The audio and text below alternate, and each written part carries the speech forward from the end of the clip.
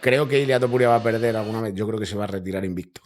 He tenido una conversación con uno de los mejores de la historia y me dijo que como Ilia continuara así, para él se iba a convertir en el mejor de todos los tiempos. El posible evento en la Casa Blanca, ¿lo ves viable? Viable sí, pero probablemente no como la gente se imagina. No tengo ningún tipo de duda de que Alexandre tiene nivel para estar en el top y quién sabe, lo iremos viendo en el desarrollo de los combates y para ser campeón. Yo creo que vende más en el ligero que en el welter. ¿Cuándo crees que se va a dar? Yo creo que el...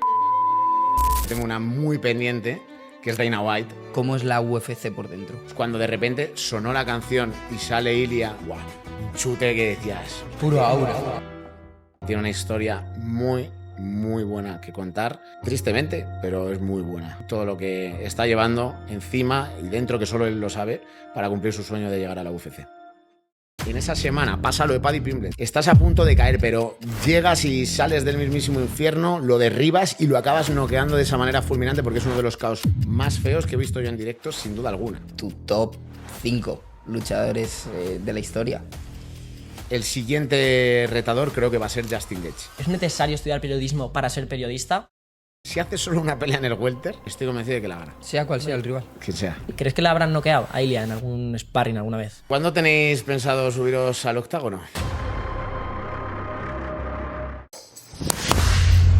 Muy importante, como habrás visto en el vídeo, hablamos de Ilia Topuria. ¿Y sabéis qué tenemos en común con él?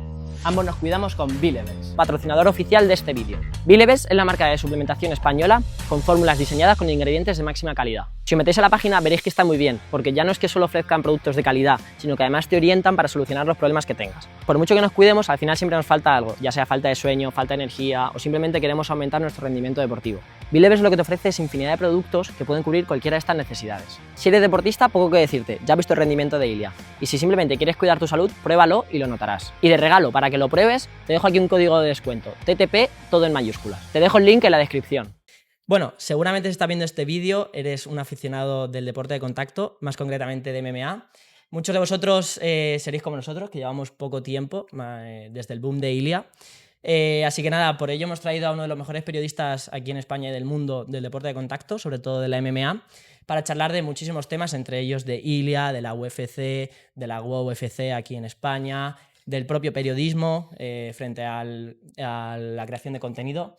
Así que nada, darte la bienvenida. Álvaro, ¿qué tal? ¿Cómo estás? Muchas gracias, chicos. Encantado de estar aquí de nuevo con vosotros. Gracias por la generosa introducción y con muchas ganas de actualizar un poquito, ¿no? La última vez que hablamos fue justo antes del combate contra Charles Oliveira. Más o menos se cumplieron los patrones de los que habíamos estado hablando, pero podemos profundizar ahora y podemos hablar también del futuro, ¿no? Que yo creo que es un tema que está ahora encima de la mesa de debate, que nadie tiene la solución ahora mismo. Es una incógnita, es la realidad, pero que podemos arrojar algo de luz. Bueno, como ya te hemos dicho, tenemos muchas temáticas que queremos tocar, pero un poquito para la que no te conozca, vamos a poner a la gente en contexto. ¿Quién eres? ¿A qué te dedicas? Bueno, yo siempre me defino básicamente como un periodista apasionado de los deportes de combate y más concretamente de las artes marciales mixtas. Alguien con una vocación muy temprana, desde enanito quería ser periodista deportivo. Al principio era muy vinculado con el fútbol, que era mi pasión en aquel momento. Me sigue gustando hoy en día el fútbol. Si alguno se lo está preguntando, no tengo ningún problema en decir que mi corazón es madridista. Y que cuando conocí los deportes de combate me enamoraron y desde ese momento, como yo ya sabía que iba a ser periodista, pues desde ese momento empecé a pensar que mi especialización iba a ser sobre deportes de combate y más concretamente sobre MMA, cuando en aquel momento apenas existía el periodismo de MMA, no como hoy en día, que gracias a Dios y a la evolución y a todos los atletas que hemos tenido dentro de la UFC y fuera del entorno también de la mayor liga de MMA del mundo, pues han empujado a que cada vez haya más interés por este deporte, que para mí es el más apasionante del planeta, siempre lo digo. Vale, pues antes de entrar en MMA y el deporte de contacto, has dicho que tú siempre has sabido que ibas a ser periodista. Te lanzo la pregunta, ¿es necesario estudiar periodismo para ser periodista? Sé que es algo controversial y no queremos faltar de respeto al periodismo, ni nosotros queremos serlo, ni no queremos ser periodistas, ni mucho menos. Pero es verdad que es un debate a tener. ¿Es necesario hacer una carrera de periodismo o un grado de periodismo para...? Ayuda, creo que ayuda, porque sí que existe una cierta formación, para mi gusto bastante escasa, que luego te sirve a la hora de desempeñar la labor, pero creo que hoy en día, y hay muchísimos ejemplos de que tener la carrera no significa que vayas a ser un periodista o un periodista bueno, y sin tener la carrera hay gente que han llegado a ser periodistas espectaculares. Por ejemplo, los antiguos, estilo Paco González, Manolo Lama, toda esta gente nunca llegaban a completar la carrera. Sí que es verdad que se habían introducido en el periodismo, pero en primero o segundo de carrera ya les salió una oportunidad y en aquellos días se podían establecer en un medio de comunicación y ya la carrera la dejabas de un lado. ¿Por qué digo esto? Porque realmente el periodismo, como se aprende, es haciendo periodismo. Y como esta gente nos ha demostrado que es estando en una radio desde muy pequeño, estando en un periódico, yo que sí que creo que un buen periodista debe de pasar por un periódico, porque me parece que es una manera de trabajar diferente a lo que puede ser la televisión y la radio. Y lo digo que he pasado por todos los campos, en el que menos la radio, pero la televisión, hoy en día colaboro con Eurosport, estoy en WOW, que por tanto es Movistar Plus, y sí que creo que el periodismo más auténtico es el de la prensa escrita. Pero, respondiendo a tu pregunta, no tiene por qué. Yo he tenido compañeros en la carrera que eran un 10 a nivel académico y que jamás podrían ser periodistas, porque tienes que tener una serie de habilidades como ser espabilado, como tener un poco de picardía siempre, de saberte mover, de tener sobre todo enormes habilidades sociales. Creo que es súper importante para ser un buen periodista, para cubrir ciertos campos especializados. Y esa gente que era muy buena estudiando, luego, siendo periodista, no ha avanzado. Incluso han tenido que abandonar la profesión de periodista para irse a otro sector. Entonces, no tienes por qué tener el título de periodista, pero sí que tienes que tener inquietudes, te tienes que preguntar muchas cosas, tienes que ser muy crítico, autocrítico también, tienes que tener mucha solvencia a la hora de saber trabajar las fuentes y no todo el mundo está capacitado para ello.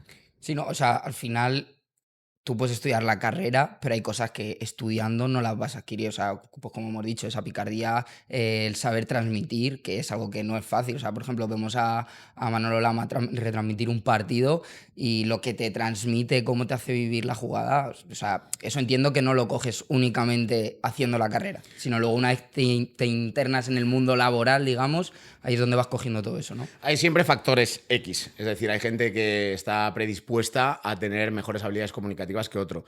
Hay otra realidad y es que la primera narración de Manolo Lama no tiene nada que ver a la que ha hecho ahora, es decir, como lo ha aprendido realmente es haciéndolo y luego teniendo pues, la voz que tiene, teniendo seguramente mucha capacidad de aprendizaje, de seguir escuchando sus narraciones y buscando la manera, ¿no? de continuar evolucionando dentro de la faceta.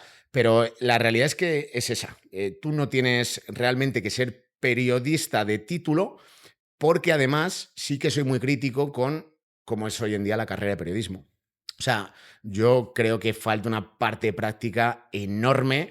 Yo he aprendido a hacer periodismo realmente cuando cursé el máster de ABC. Yo hice un máster de ABC que tenía, ya no está, en colaboración con la Universidad Complutense, y reconozco que en los 4 años de carrera yo no era periodista. Yo no sabía realmente ejercer bien el periodismo. Sin embargo, en un año de máster, haciendo prácticas 6 meses en la redacción, saliendo a hacer coberturas, que me editaran los jefes, leyendo, aprendiendo y siempre con los ojos muy abiertos, siempre con ganas de aprender, conseguí considerarme hoy en día periodista. Hombre, desde luego, yo me acuerdo la primera WOW que fuimos de rueda de prensa, claro, nosotros habíamos hecho solo podcast y hablabas de la picardía y yo me acuerdo que dice Ilia, no me hagáis preguntas de mi carrera. Y claro, nosotros nos quedamos así, teníamos algunas para su carrera obviamente y de repente levantas tú la mano, que no te conocíamos, y dice, vale, no te voy a hacer una pregunta sobre tu carrera, pero ¿cuál es tu predicción de Diego López versus Volkanovski? Y a mí eso se me quedó clavado, dije, hostia, aquí hay que ser listo. Sí. O sea, aquí no vale... No, como cuando, última pregunta, y levantaste la mano, te adelantaste. Sí, bueno, eso me salió del alma, pero sí, yo creo que son esas cosas que también te diferencian porque al final, pues, saber hacer una pregunta, no voy a decir que todos sepan hacerlo, pero al final también conseguir esa pregunta no es Y sencillo. el hacerla, acuérdate cómo de nerviosos nos poníamos nosotros cuando hacíamos una pregunta a cualquiera, pero sobre todo a Ilia, que es un tío que impone, cuando le tienes enfrente dices, ostras, este tío... Sí, es un tema que trataremos luego porque nosotros nos ponemos nerviosos en la WOW, pero imagínate en la UFC, en el T-Mobile Arena, que se hizo la última, ¿no? Si no recuerdo mal. Sí, sí. Eso tiene que ser una locura. Pero bueno, eso es complicado. Antes de entrar a eso, yo te quiero preguntar, ¿cuál es la fina línea que hay entre creador de contenido y periodista? Es decir, tú te consideras las dos, ¿no? ¿Cómo es cada Álvaro? ¿Cómo es Álvaro periodista? ¿Cómo es el creador de contenido? No hay tanta diferencia, Porque, aunque juegue en mi contra en YouTube, realmente, si ves mi contenido en relación a otros canales, yo realmente estoy haciendo periodismo en YouTube. El periodismo no es solo hacer un periódico, no es solo estar en una radio delante de un micrófono de una cadena famosa. Realmente puedes hacer periodismo en YouTube. Entrevistas, reportajes, un montón de, bueno, artículos de opinión, pero hablados, ¿no? Realmente puedes hacer periodismo. Yo entiendo que, por ejemplo, en YouTube es un lugar o es un marco donde si tú haces, por ejemplo, rankings históricos van a funcionar muy bien. Pero es que a mí me gusta más dar una exclusiva o me gusta más hacer una entrevista en la cual conozcas al peleador que hay detrás. Realmente, esas entrevistas que hago en YouTube muchas veces me las llevo al artículo de web y quedan perfectos. Es decir, estoy haciendo YouTube, estoy haciendo periodismo en ambas plataformas. Entonces, yo creo que no me diferencia tanto. Sí que hay un punto, creo, bastante claro, que es la línea editorial. Tú cuando estás en un gran medio tienes una línea editorial. En YouTube, en la creación de contenido, yo soy Álvaro Colmenero. Aquí soy Álvaro, el de ABC MMA. Por lo tanto, hay una diferencia clara, que yo voy a tener mucha libertad o plena libertad cuando yo cree contenido, no tanto en el ABC por una simple razón, porque a mí nadie me vaya a supervisar el vídeo que yo vaya a publicar en mi canal y, sin embargo, si hago una entrevista daily, aquí sí que me la van a editar. Lo va a ver un jefe, lo van a ver los de la sección de cierre, aunque sea para corregir una comilla, una coma, porque tengo la suerte de que estoy especializado en un campo que la gente prácticamente no tiene ni idea, entonces no me editan demasiado, porque al final... ¿Qué me vas a decir? Que no hable de, me lo invento, de cómo fue el knockout de Ilya Volkanovski a nivel técnico, cómo cerró la distancia y metió a la izquierda. Pues ellos no tienen ni pajolera idea, es la realidad. Pero siempre voy a estar mucho más sugestionado trabajando en un gran medio donde tienes a gente por encima que trabajando en la creación de contenido que eres tú mismo. Entonces, el Álvaro, creador de contenido, es alguien plenamente libre. En mi medio, en el ABC, he de decir que jamás me han censurado nada ni me han cambiado nada más allá de cosas estilísticas, pero lo lógico es que tú siempre pienses cuando estás haciendo un artículo dónde estás trabajando. Y si no lo piensas, ya se encarga alguien de decirte, oye, esto lo publicamos o esto no, ¿sabes? ¿Y tú qué consumes más? ¿Periodismo, la creación de contenido o qué te gusta más? Yo en mi trabajo consumo periodismo, en mi tiempo libre consumo algo de periodismo porque se hace de una manera más relajada. Por ejemplo, algún amigo mío me decía que era una especie de abuelo, un viejo joven, ¿no? Que se suele decir, porque yo a lo mejor con 20 años me encantaba irme con una Coca-Cola al chiringuito de la piscina y ponerme a leer el ABC o el As o el Marca. No es algo muy normal y menos aún en papel hoy en día, ¿no? Entonces, en ese sentido, pues creo que durante mi tiempo libre sí que me atrapa mucho el YouTube y en un ratito tranquilo veo los medios de comunicación. Cuando estoy en el trabajo, YouTube lo dejo a un lado y solo estoy viendo pues, la competencia, otras ideas, otros medios, o estar directamente, que es el 70% de mi trabajo, es estar buscando temas, escribiéndolos y demás. A ver, yo entiendo que también un poco por la generación de la que soy y tal, consumo mucho más YouTube, redes sociales y demás, pero creo que hay un factor diferencial que es lo que hace que cada día se consume más, que es que tiene la capacidad de transmitirte mucho más.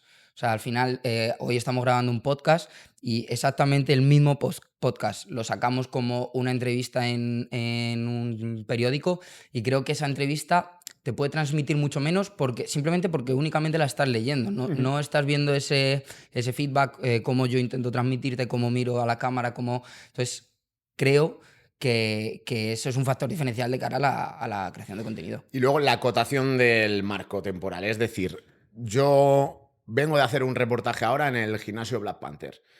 Si ese reportaje fuera para mi canal de YouTube, probablemente durara 1 hora. Si ese reportaje es para ABC MMA, probablemente se queden 5 o 10 minutos.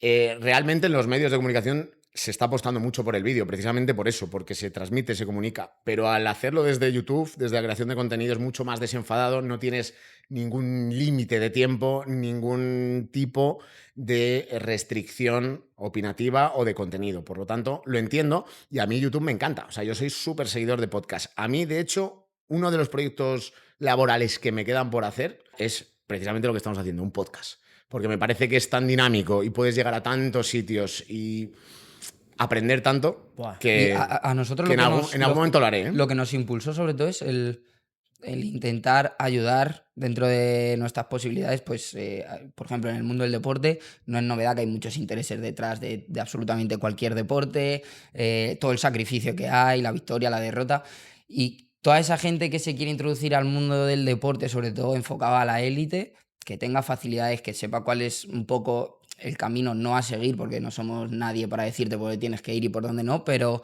sí que tenga esas facilidades o esos conocimientos o esas herramientas que digas, bueno, esto existe, vamos a ver cómo lo manejamos. Sí, no, ¿sabes? cuando te lo cuenta un profesional de ello, viene un futbolista o... Obviamente no hemos entrevistado, por ejemplo, a Ilia Topuria, pero si un día grabamos con él, que te lo cuente Ilia no es lo mismo que si te lo cuento yo, ¿entiendes? Entonces, si él te dice, oye, pues haz esto, no quiere decir que lo tengas que hacer, pero creo que es un buen consejo. Entonces, siguiendo esa línea, yo te pregunto, ¿qué consejo nos das tú a nosotros? Aunque nosotros no somos periodistas, pero sí somos creadores de contenido. ¿Qué consejo nos das? Es una buena pregunta porque cada uno realmente tiene un camino muy particular. Pero así de mi aprendizaje, lo que estáis haciendo. Llamar a muchas puertas, intentar traer a todo tipo de invitados. El 95, 99, no sé qué porcentaje te van a decir que no, pero que sigas intentándolo. Y luego hay a mí no es consejo, a mí me salió solo una clave que me sirvió para de verdad conectar con los objetivos que yo quería, que es estar.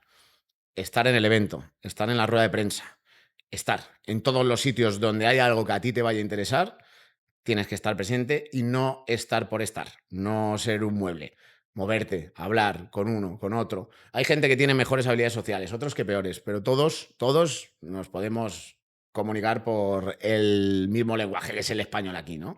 Entonces hay que moverse, hay que hablar, hay que llamar puertas. La actitud. Yo creo que el mayor consejo es tener actitud. Si lo estás haciendo a desgana, no lo hagas, pero si lo haces, hazlo con todo. Con pasión. Al final, cuando haces las cosas con pasión, se nota. Bueno, ya para cerrar el periodismo, no sé si quieres hacer alguna pregunta más. Yo te quiero preguntar, Álvaro, si pudieras hacer una pregunta a cualquier persona del mundo, no del deporte, cualquier persona, ¿quién sería y qué pregunta le harías? Solo una. Es que Solo una. eso está muy, muy, muy acotado, macho. Bueno, venga, te dejo una pregunta Mira, te voy doble. a decir algo así muy cercano. Bueno, claro, es que una pregunta no me vale. Porque si fuera una entrevista así, te diría que tengo una muy pendiente, que es Dana White. Me encantaría tener una entrevista de verdad, de podcast, de 1 hora con él. 1 hora y media, 2 horas. Si quieren, media. Pero una entrevista donde le pudiera de verdad poner muchos temas de interés encima de la mesa, pero eso llevándolo mucho a mi terreno. Pues quizá ahora mismo alguno de mis abuelos. Ahora que ya estoy en una etapa de madurez, los dos están fallecidos y quizá habría alguna pregunta que me serviría mucho para la vida que me queda todavía por recorrer. O sea, al final son la voz de la experiencia. Siempre vas a aprender algo. Es como si fueses capaz de tener una entrevista, yo qué sé, me invento, con Einstein. Te puede dejar loco, increíble. Yo sí tengo una pregunta más, y ya cerramos el tema del periodismo, que es, ¿cómo ves tú el periodismo de aquí a 10, 15 años? Con toda la evolución tecnológica que está viendo, que es exponencial, ¿cuál crees que es el futuro del periodismo? Lo primero que decir es que tiene futuro. O sea, yo soy de los que dice que tiene futuro, porque hay mucha gente que dice va a llegar la inteligencia artificial, echa GPT, te va a quitar todo.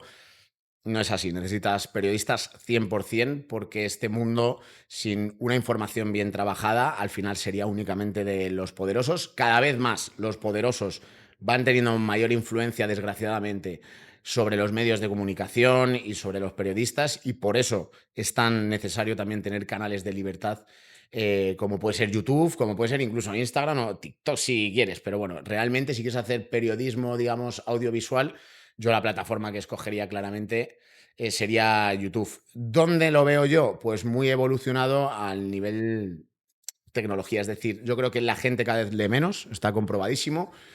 Cada vez hemos ido más acotando los textos. Yo aquí mismo muchas veces lo hablo con los compañeros. ¿Para qué voy a hacer un texto de 1500 palabras si tengo calculado que la gente se queda 10 segundos en este artículo? Entonces creo que vamos a un periodismo cada vez más comunicativo a nivel audiovisual, cada vez más opinativo. Yo creo que la gente ya realmente es que no quiere ni información. O sea, la gente lo que quiere es agarrarse a una opinión, a unos líderes de opinión. Entonces cada vez va a haber más opinión.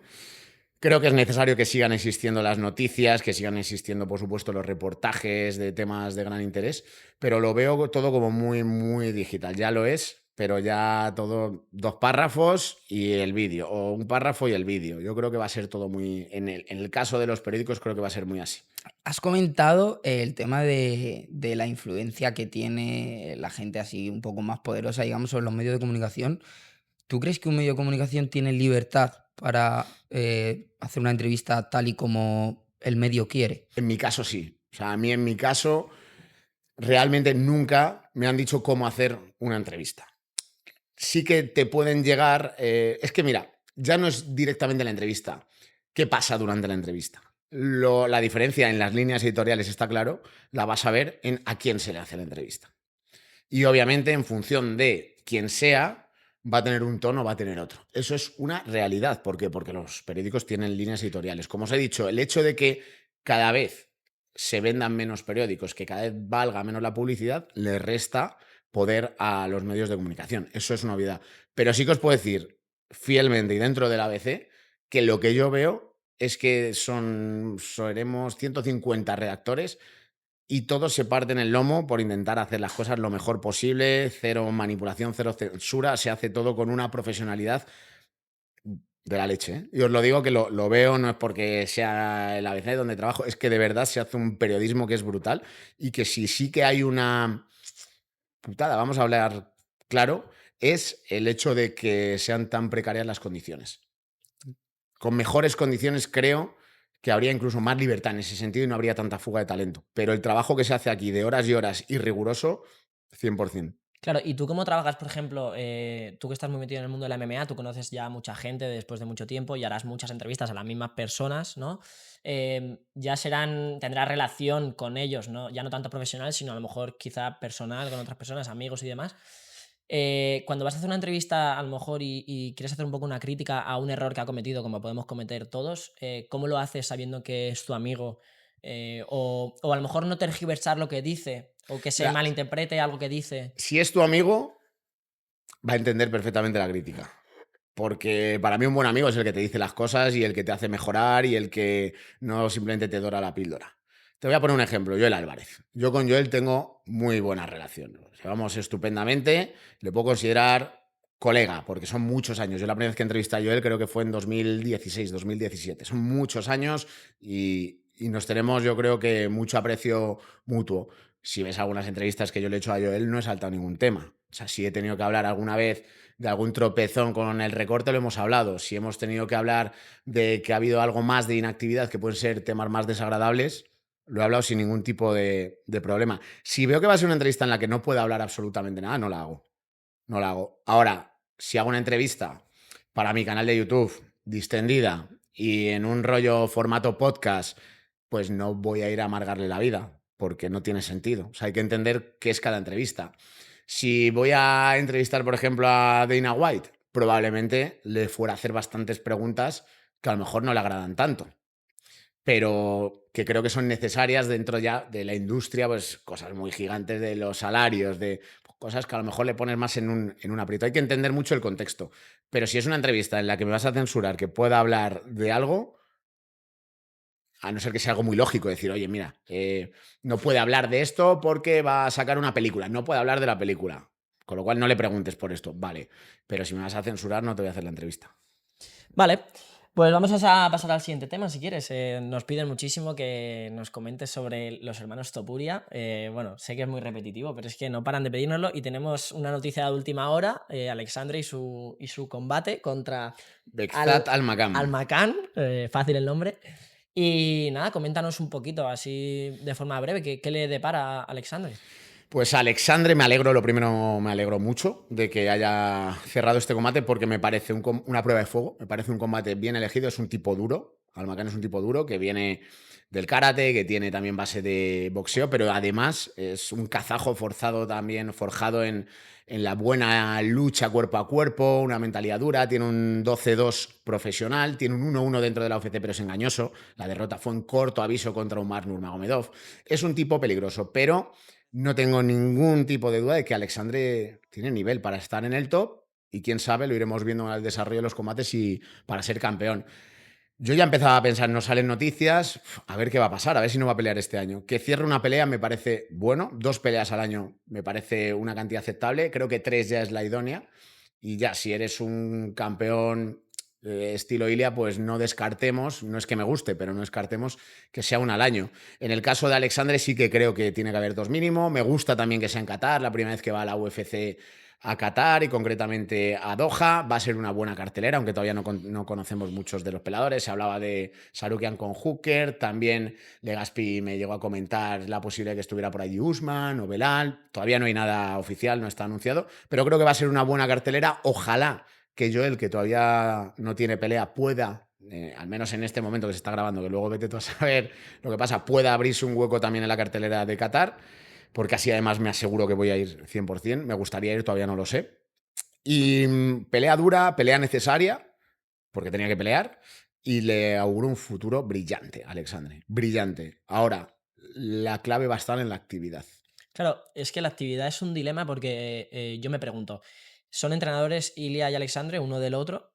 Entonces, ¿puede suceder que los dos estén en campamento, que coincidan sus campamentos? Me refiero a que uno pelee en noviembre y otro en diciembre y que no empiecen el campamento y acaben a la vez, pero que pillen entre medias. Yo creo que puede pasar, pero lo que no va a pasar, por ejemplo, es que fuera el 22 de noviembre en Qatar y el 6 de diciembre en Las Vegas.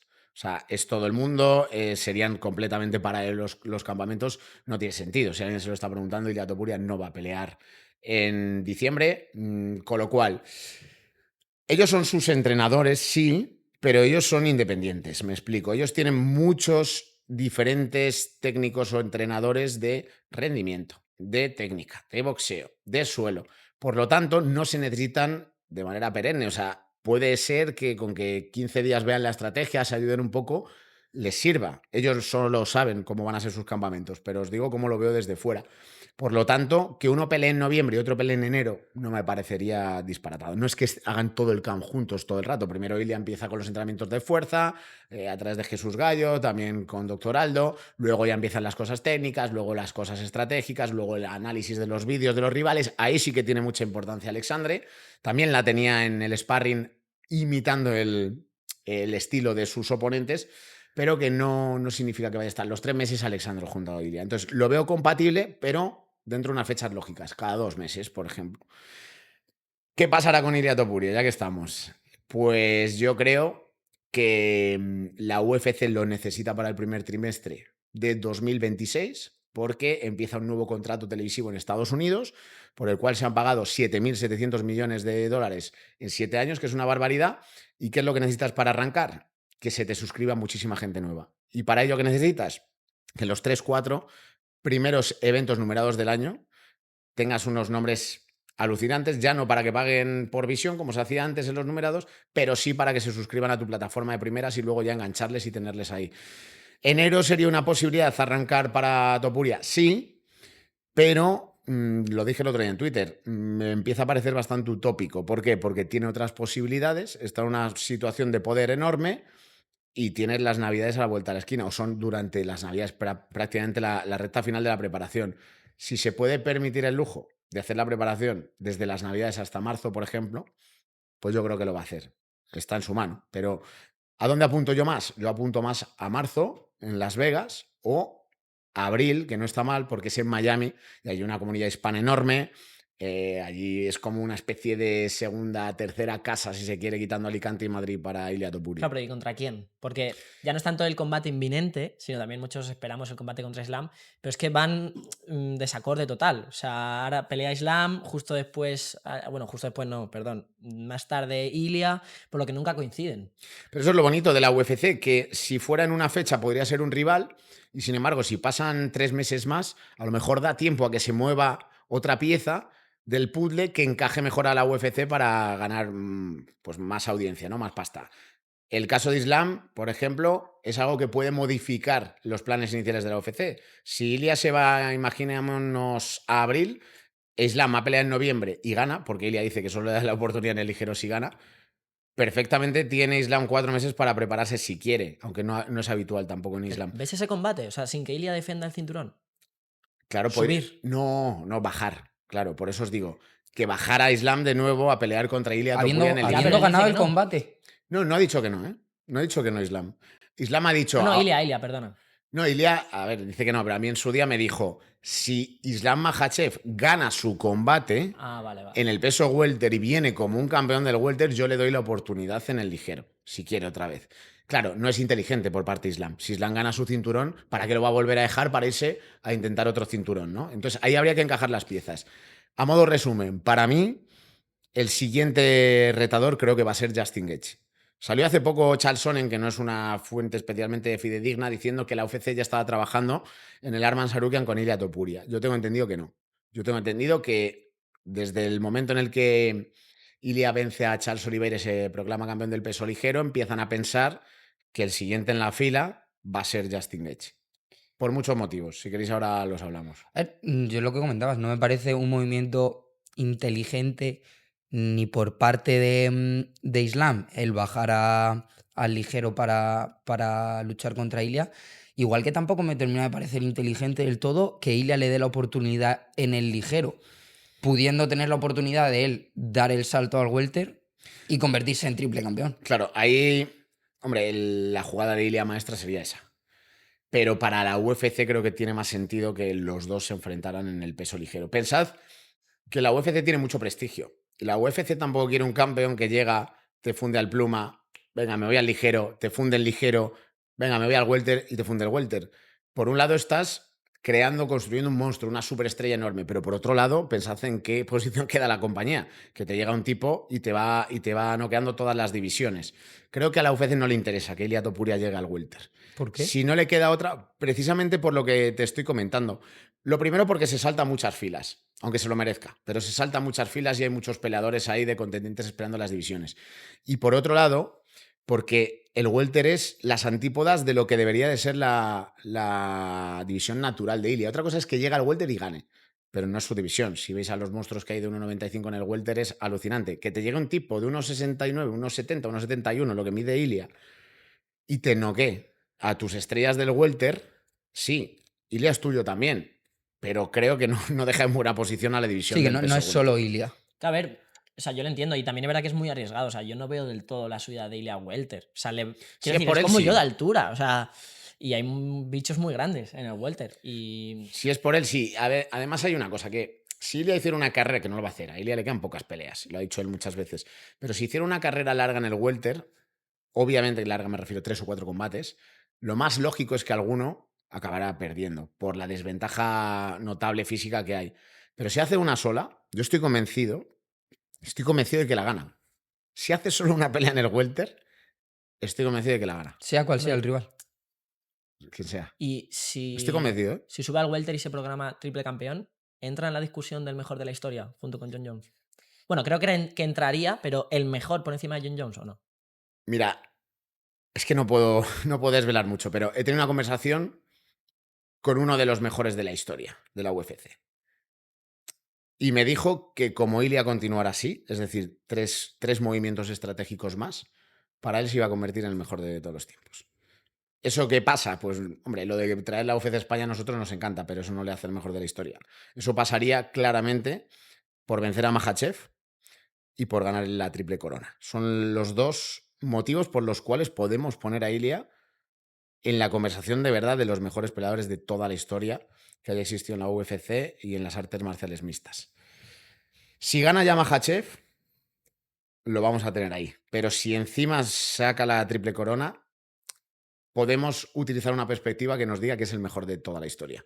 Porque nadie ha conseguido 3 cinturones en la UFC. Claro, y eso no le interesa a la UFC, porque tú dices que es como que limpia todas las divisiones, pero no le interesa tener también lo que tú dices, un monstruo, que se entienda, un McGregor de la época que te vende muchísimo, que ha crecido muchísimo. A la UFC no creo que le sirva de mucho. A ver, entendámonos, todo sirve. Pero que Ilia gane el triple cinturón y se retire, como negocio a la UFC no le hace más que un roto.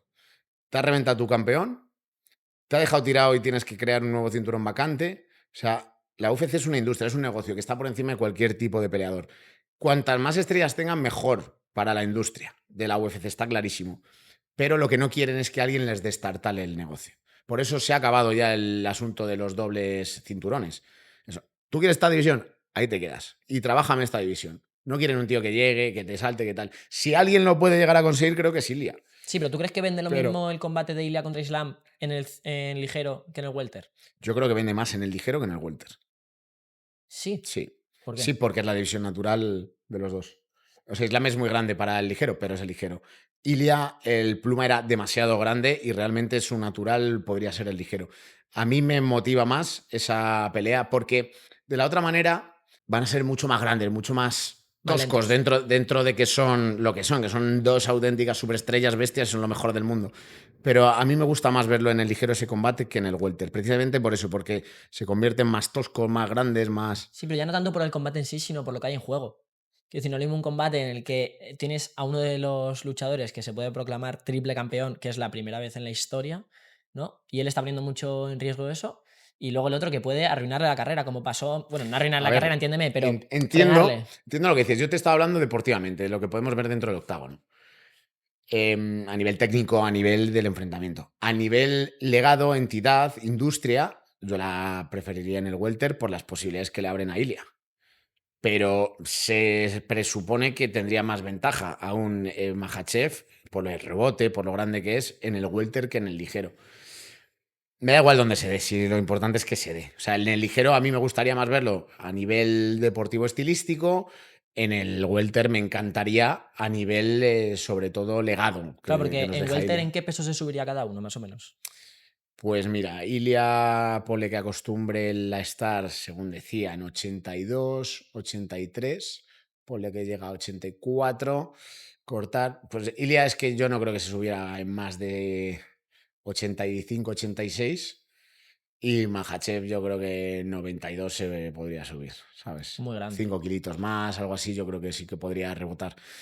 Que llegados al punto de los niveles y características de cada uno que tienen de pelea, pues a ver, si lo cazara Ilia, yo creo que el camino era igual, ¿no? Si lo caza Ilia lo iba a desconectar, si Makhachev lo presionaba y lo sujetaba y lo amasaba en el suelo, pues tendría más posibilidades de Que en la ganar lucha se Makhachev. nota más el peso, quizá, ¿no? Claro, pero también el desgaste. También los músculos tiran más y el ácido láctico y demás te quedas ahí más roto. Pero bueno, en cualquier caso, lo importante, esa pelea se tiene que dar. Ha estado cerca de darse. Al final ganó Yad de la Madalena y se supone, según decía Lee, que nos privó de esa pelea. Si no, sí que lo hubiéramos visto. Bueno, si ha estado cerca, ahora vamos a intentar conseguirla. Hubo una declaración de Dana White que me gustó porque sí que dejó la puerta abierta a que el enfrentamiento se pudiera dar. Y no recuerdo dónde lo dijo, pero era algo así como de manera inmediata o de manera temprana. O sea, si no es la siguiente, la siguiente. A ver ¿Cuál es su cómo se pronóstico? dan las cosas. ¿Cuándo crees que se va a dar? Yo creo que en 2027 sí se da. Yo creo que este año es complicado, a no ser que lo quiera acelerar la UFC. Lo veo complicado. Ojalá.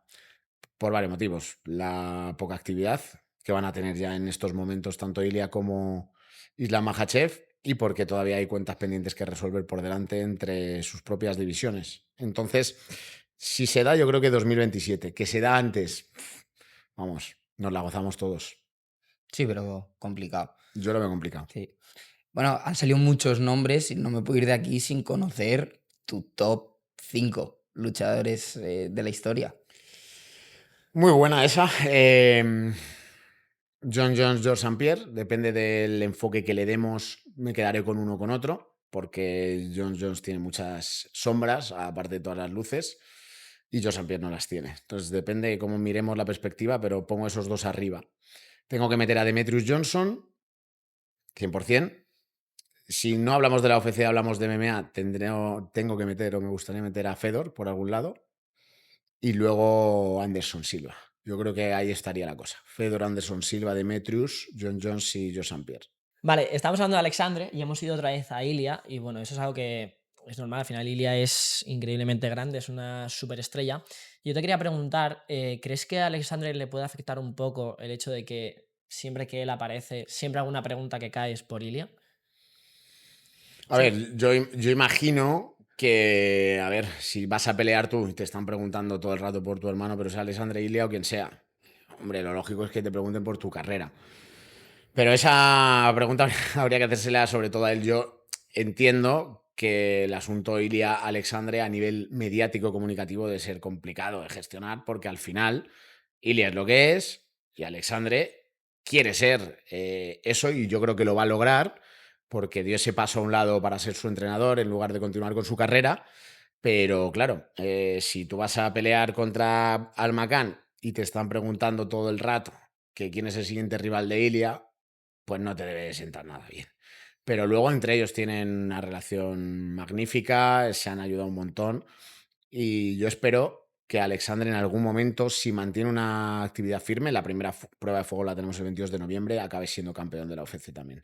Hombre, la verdad que tenerle ahí en peso gallo, que tampoco entiendo muy bien cómo está en esa división, porque yo le Es veo junto enorme, con Ilia y Muy le parecidos. veo muy Sí, parecidos. sí, Digo, sí, no puede sí. ser que uno esté 2 divisiones por encima. O sea, me parece. Pero bueno, es el nivel brutal. seguro que lo tiene. Yo no le he visto pelear muy poquito, pero el nivel, todo el mundo dice que lo tiene. Y si entrena con Ilia, si es su entrenador, tiene que estar el nivel. Sí, creo sí, yo. está claro que no es lo mismo la actividad que han tenido, obviamente, Ilia ya lo ha demostrado, Alexandre todavía lo tiene que demostrar, pero sí que tiene un nivel, ya os digo yo, excelso, en los sparrings se le ve muy duro, pegada técnica, seca, muy calmado, muy frío, muy calculador, muy killer, con unos suplex espectaculares, con derribos a 2 piernas, te mete presión en las rejas, cabecea todo el rato, se mueve. No es el mismo estilo que Ilia, pero sí que tienen patrones muy similares. Y bueno, también su equipo, ¿cómo has visto la separación con los Climent? Pues lo dijeron ellos, terminaron, según han hecho ellos público, de manera amistosa y todo bien. Yo lo he visto lógico en el momento en el que se trasladó Ilia a Madrid. Cambia su centro de operaciones, cambia su vida, aquí encuentra muchas más oportunidades. Madrid es Madrid, os lo digo que yo que soy de aquí, las oportunidades más grandes te van a venir aquí, más aún cuando eres una superestrella. Yo creo que con el paso de los años Ilia ya se había vuelto, había cerrado mucho el círculo y se había vuelto un tipo muy autodidacta. Siempre ha sido un extraordinario peleador y alguien tocado por la varita a la hora de aprender. Veía algo, él mismo lo decía, veía algo de Canelo y conectaba esas mismas manos y las ejecutaba y las imitaba. Y al final, pues los Crimen tienen su gimnasio en Alicante y tendrán que seguir construyendo nuevos valores, talentos que los tienen dentro de esa tierra, ¿no? De la capital de la Costa Blanca. Entonces, a mí me ha parecido una evolución, una vez ya se había separado el centro de operaciones de Ilia, totalmente natural y lógica. Ilia, además, pues ya luego había trasladado a Javi Climent, que es su entrenador de striking de boxeo, tiene a los preparadores físicos y en el punto en el que está, la realidad es que ya lo que hace es afilar de campamento a campamento. Él, hablando con Manita Banae, que es su sparring de jiu-jitsu y también entrenador, cinturón negro, me decía, Álvaro, es que la capacidad que tiene de aprendizaje le lleva a que constantemente está aprendiendo. Pero ahora mismo Ilia lo que hace es afilar las herramientas porque con las que tiene ya es suficiente para ganar a quien sea. O sea, no tiene que mejorar mucho, es llegar fino al combate. Bueno, hablabas del sparring de Jiu-Jitsu, Manita Banae. Vamos al sparring más de striking. ¿Crees que la habrán noqueado a Ilia en algún sparring alguna vez? Yo creo que no. De verdad, porque he preguntado a mucha gente. No. Si me haces la pregunta al revés, te diré que a lo mejor a cientos de peleadores habrá noqueado Ilia. Preguntamos nosotros a Javi Climent, no me acuerdo qué le preguntamos exactamente en un evento de WoW, y nos dijo que de un golpe al cuerpo Sí, eso te lo le dijo a ti desconectó también. el sistema nervioso. Sí, Sí, eso te lo me dijo Eso ahí. tiene lo que contó, ser me lo contó. increíble. Ujú. Increíble. No, la verdad, bueno, justo hace 2 días vi unas declaraciones de Salah que dice que el golpe que más le ha dolido en la vida es un gancho al hígado de Ilia, entrenando con él. Eso tiene que ser. A ver, es brutal, es brutal. Yo además conozco gente que ha hecho sparring, me han contado sparrings. Era otro rollo. Luego cambió la mentalidad, ¿eh? Porque cuando ya no lo necesitaba, lo que pasa es que hubo una época en la que era una mentalidad, y él lo ha dicho muchas veces públicamente, era una mentalidad de no veía un compañero, veía un obstáculo hacia su objetivo. Y claro, no tenía absolutamente nada de piedad. O sea, le podrían haber llamado No Mercy de apodo perfectamente porque era un auténtico killer. Pero con el tiempo ya se ha ido suavizando. ¿Que lo hayan noqueado a Ilia? Yo creo que no. Yo creo que la vez que más en apuros ha estado Ilia en toda su vida fue, y la presencié yo, fue en Londres contra Jake Herbert. Ahí sí que le vi a Ilia, porque yo estaba al lado de la jaula cuando le dieron el patadón, sí que le vi que se le iba un poco, pero enseguida cogió impulso y con la inercia ya se tiró al derribo, lo derribó y logró salvar la circunstancia. Pero ahí hubo como un reinicio, por si le ve como eso, lo que tú dices, que los brazos ya como que se le No, apaga ahí el cuerpo, estaba, pero rápido, bueno, y ¡pam! que hablé con él luego en la rueda de prensa Y, o sea, fuera ya, no en preguntas, sino... A ver, obviamente el estacazo ese que te meten te marea en plan de Es que un batazo por eso. décimas de milésimas de segundo no sabes dónde estás, ¿sabes? Pero en cuanto lo conectó, tiró para adelante y la verdad que fue una locura. O Creo sea, que yo, esa reacción nos sorprendió a todos. es uno de los grandes puntos de inflexión de su carrera. Hombre, ahí le habría cambiado mucho la carrera si Sí. llega a perder ahí. Sí, porque pensad que esa pelea era una especie de castigo después de que se cayera la pelea porque los médicos pararon el recorte de peso. Y entonces la UFC le dijo, sí, pues ahora te vas al ligero. Y le dijo, donde sea, con quien sea, ponedme una pelea que yo quiero redimirme.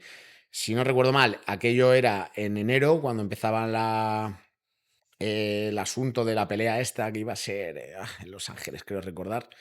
Y en marzo ya estaba peleando con Jake Herbert, es decir, 2 meses más tarde. Y si encima que vas al ligero, después de una parada, de un recorte de peso, y llegan y palma ese combate, la carrera de Ilya habría cambiado mucho. Pero si encima, en esa semana, pasa lo de Paddy Pimblett, multiplicas por cientos de miles tus seguidores, estás a punto de caer, pero llegas y sales del mismísimo infierno, lo derribas y lo acabas noqueando de esa manera fulminante porque es uno de los caos más feos que he visto yo en directo, sin duda alguna. O sea, lo dejó sequísimo. Pues macho, se coronó. De ahí para arriba y no ha parado desde entonces. No, la verdad que yo no veo forma de ganarle. O sea, yo lo hablo mucho con mis amigos, pues estamos tomando algo y sale el tema de tú cómo afrontas un combate contra Ilia, porque él es la nueva generación de las MMA, es lo que dice y es una realidad. O sea, ¿cómo afrontas un combate contra él? Porque te vas a la lucha, no puedes. Te vas al striking, creo que está demostrado, todavía menos. Y tú dices, voy al jiu-jitsu, pero es que no lo hemos visto. Entonces, tú, ¿qué análisis haces sobre él y cómo plantearías un combate a 5 rounds contra él?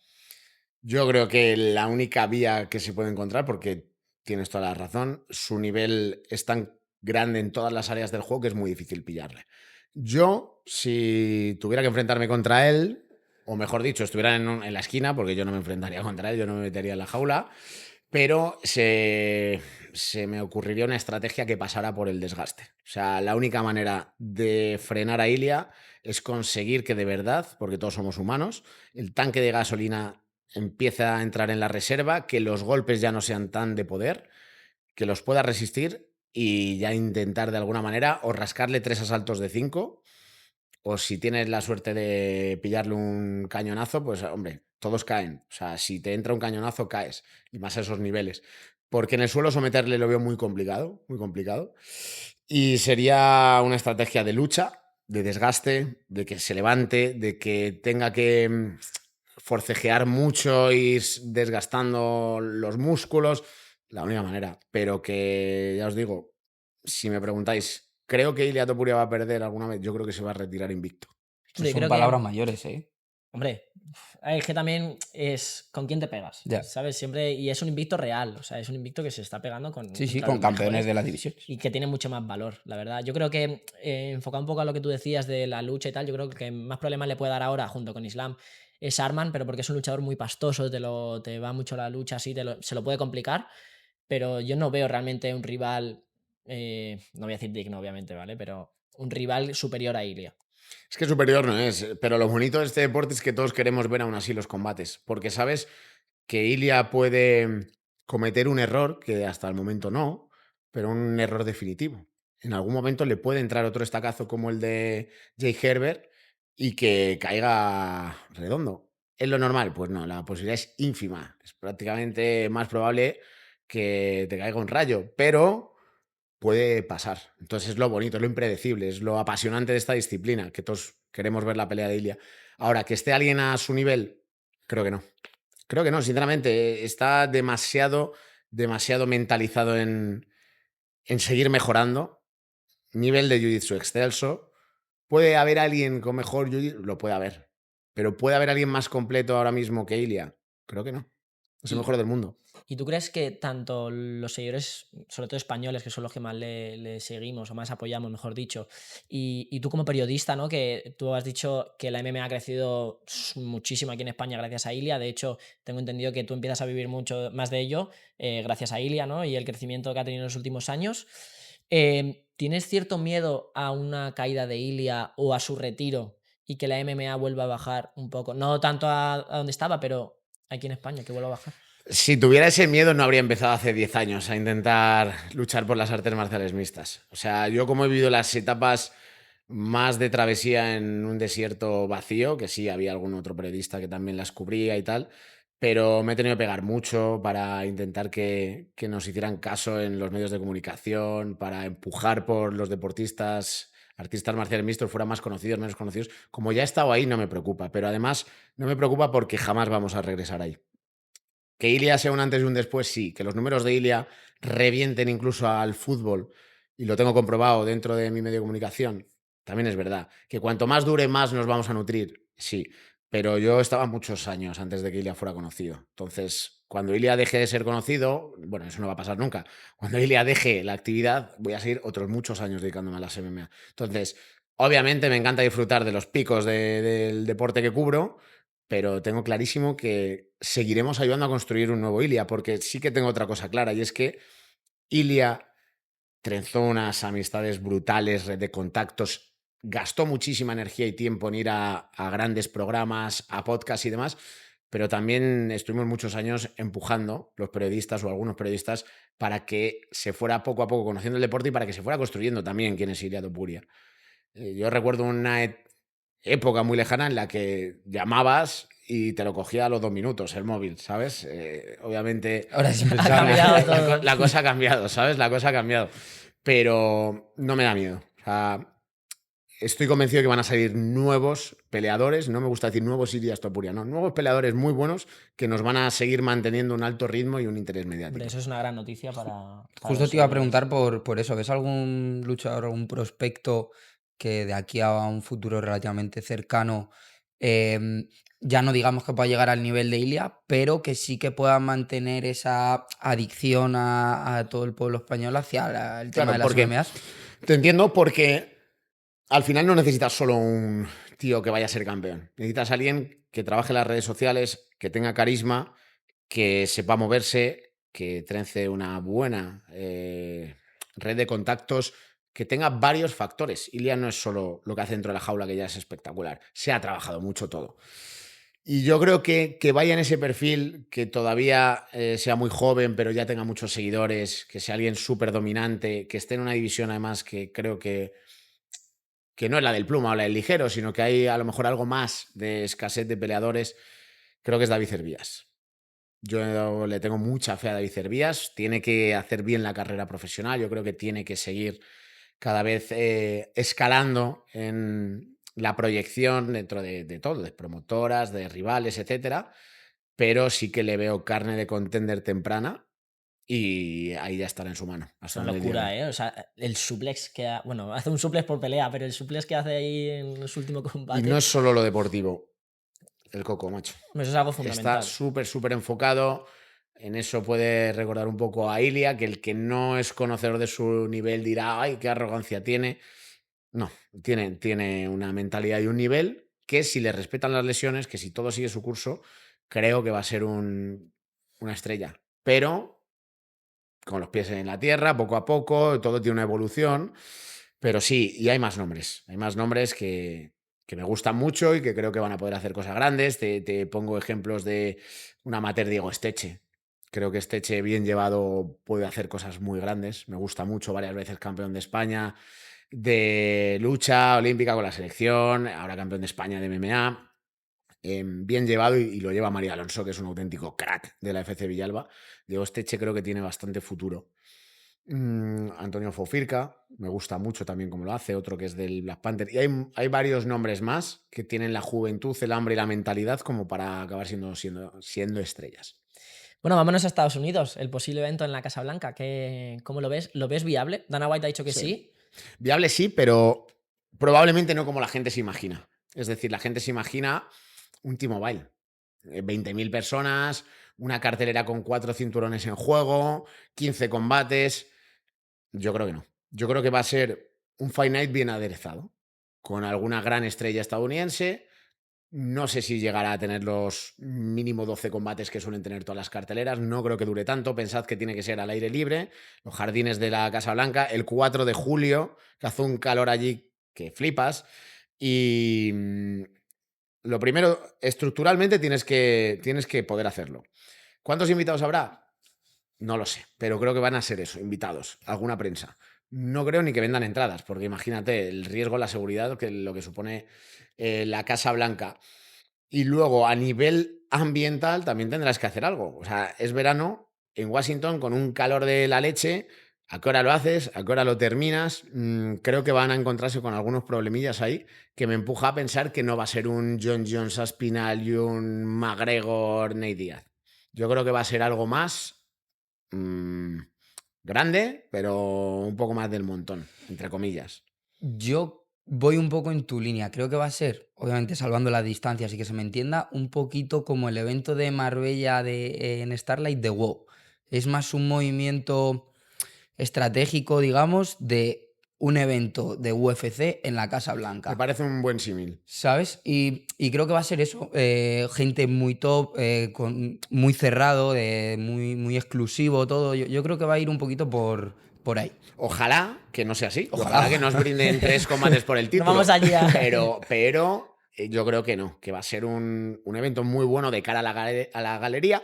Va a ser realmente un salto a una barrera que allí ya la tienen tomada, pero que es un salto a una barrera internacional brutal, que es el proyectarte como compañía referente de organización de artes marciales mixtas que entra en la residencia oficial del presidente de Estados Unidos para hacer un evento. O sea, eso a la Liga Española de Fútbol, a la NFL, a otras ligas incluso, les va a sorprender. Es un toque de atención, Es ¿no? un toque, es una llamadita, ¿sabes? ¿Y tú quién pondrías a pelear en el main event? El main event. Pues es que ahora no hay campeones estadounidenses, macho. Entonces, porque yo creo que un titulito sí que te pueden meter allí. Lo que no veo es metiendo 3, 4 títulos, haciendo aquí como un mega UFC 200 o 300, ¿no? Yo creo que, hombre, pues Colby Covington va a estar por allí, pero hoy en día yo creo que ya no es una superestrella. Es un tío mediático, pero no es una superestrella. Me gustaría, y está empecinado en que John Jones sea de verdad el que la estelarice. Claro, Lo porque- quiere hacer todo lo posible, me gustaría y pegaría, pero Dana White no se fía de él hoy en día, no se fía de él. Entonces no lo termino de ver. De todas esas mega locuras que se están sonando, pues que una de ellas sea, podría ser. Lo que no veo es que le hagan ahí un conjunto brutal. Pero lo de un Ilya Makhachev, por ejemplo, yo sé que a Ilya le encantaría estar en ese evento, pero creo que no es lo que busca la UFC. Sí, pero sí. Bueno, es que McGregor está en la misma que John Jones. Yo creo que no se fía mucho Dana. Pero si un McGregor, un John Jones que han dado tanto a la UFC, te lo pide, ¿tú crees que Dana lo Es rechaza? que ya se lo han pedido. Claro, bueno, sí, lo han Pero- hecho, pero ¿tú pero crees que no Dana se va a lo cree. rechazarlo? Yo creo que Dana ya está firme, ¿eh?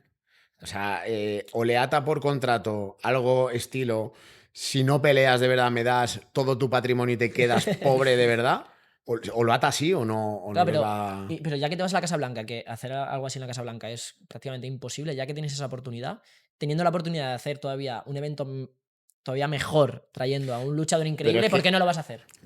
Es que a lo Voy mejor a el un nivel Ilya. que te va a dar un McGregor A ver, no, pero- no es el que te puede dar un Ilya, yo me entiendo- invento, a yo nivel entiendo- a día No, de pero hoy. yo voy a un Ilya. O sea, yo entiendo lo que tú dices porque al final, si tú llevas a un Ilya Islam, por ejemplo, que es el combate más esperado ahora mismo, lo llevas a la Casa Blanca, te estás quitando de que a lo mejor esa gente vaya a Miami, me invento, por decir, a ver el combate de Ilya versus Islam. Entonces estás perdiendo como un evento fuerte. Porque ya de por sí la Casa Blanca va a ser fuerte. Te entiendo, pero no va a ser una plaza recurrente. Entonces, creo que la Casa Blanca a nivel talento, porque tú ya has llegado, tú ya vas a hacer un evento en la Casa Blanca. Ya, a nivel talento, yo lo solventaría con algunas piezas que cuadren, pero sin quemar todos mis cartuchos. Sí, total. O sea, al Yo creo que final ya va a es vender un de por capricho de sí. Donald Trump. Eso Y es. sí, es bueno para la UFC por todo lo que proyecta de cercanía con el gobierno y internacionalmente, ostras, ¿qué hace la UFC dentro de la Casa Blanca? Pero a nivel industria, tú tienes que preocuparte de cubrir bien tus plazas, Las Vegas, Miami. Entonces, no lo veo. Lo que sí veo es alguien muy patriótico, un Bo Nickal, un Colby Covington, muchos de estos que sí son conocidos, que son buenos y que están de relleno. Y luego, pues una pelea por el cinturón. Por ejemplo, ¿cuál sería buena? Kayla Harrison, que es muy americana, muy estadounidense, con Amanda Nunes, que es brasileña, pero lleva ya años afincada en Estados Unidos. Joder, pues es una pelea que ya le da un empaque brutal y que realmente representa mucho a esa América, ¿sabes? Que es la que quieren ellos representar. Si estuviera todavía, pues una Ronda Rousey, por ejemplo, también pegaría mucho con esto. Pero actualmente es que no tienen campeones estadounidenses, entonces no sé a quién metería, la verdad. Hablando de todo el tema de UFC y tal, tú que has tenido la oportunidad de asistir a varios eventos de UFC, ¿cómo es un evento de la UFC? ¿Cómo es la UFC por dentro? Pues mira, yo he estado de espectador y cubriéndolo. Cubriéndolo, siempre lo digo, no tiene rival. No tiene rival, no tiene competencia. Es una locura cómo te tratan, lo organizado que está todo.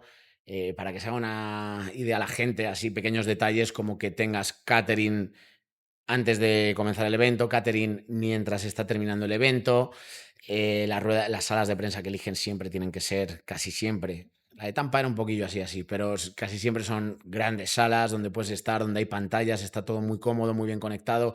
Normalmente te dan el turno de palabra, es muy raro que no preguntes si tú quieres preguntar. Ya tiene que haber 50 periodistas, que alguna vez puede pasar, pero casi siempre te van a dar el turno de palabra. Se encargan de cuidarte.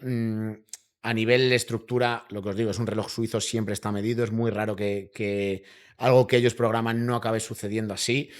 Y luego por dentro, cuando ya estás dentro del recinto, es una locura. Sacrificar unos espacios que valdrían 5.000, 10.000, 15.000 dólares para meter ahí una mesa con 20 o 30 periodistas, te da muestra de cómo quieren cuidar realmente a la gente que cubre la compañía. Entonces es un privilegio. Yo ya he estado, yo en todas las que he ido, en todas he estado en Octagon Site y pegada a la jaula.